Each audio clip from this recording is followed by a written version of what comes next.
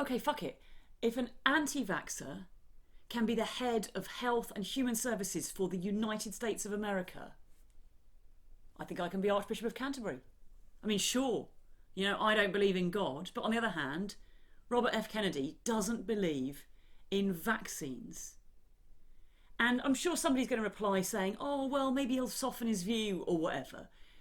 But the fact is, he's creating a situation already where it's giving credence to his conspiracy theory views. And we already have a situation in the US where the take-up of vaccines for children for measles, mumps, rubella, whooping cough, polio, those kind of things is lower and lower and lower. And it's leading to a situation where we can no longer rely on herd immunity. And herd immunity is so, so important because there will always be a tiny number of children who don't get vaccines, either because they are just literally have been born in the last day or two, they've got serious other medical conditions that need to be treated first before we start doing things like that, or because they have strange hippie parents, or indeed because they're undocumented and they haven't been able to access healthcare for financial reasons because they're not covered by anybody's insurance, that kind of thing.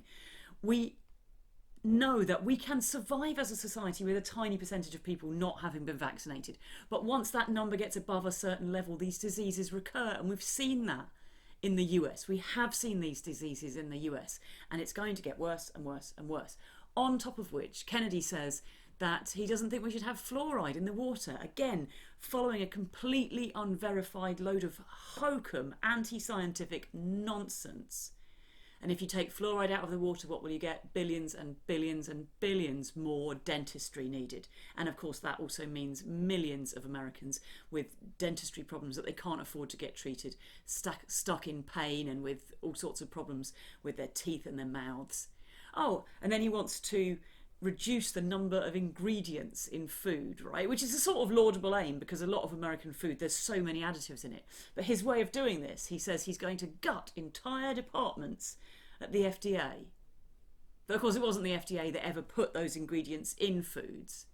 The FDA merely regulates what can and can't be put in. If anything, you need more FDA to test these ingredients, make sure they're either definitely 100% safe or make sure they stop getting put into food. It's a screeching nonsense. At this point, prayer basically is the US Health and Human Services Department. And I suspect that the Human Services end of that department is going to end up being little more than funerals at this stage. And anyway, regardless, I should be Archbishop of Canterbury because at least I would shop dodgy priests to the filth. You're welcome. Church of England goers everywhere. Get back to your jumble sales. Kate's in charge now. This thing falls off when I laugh. What the hell. See you next week.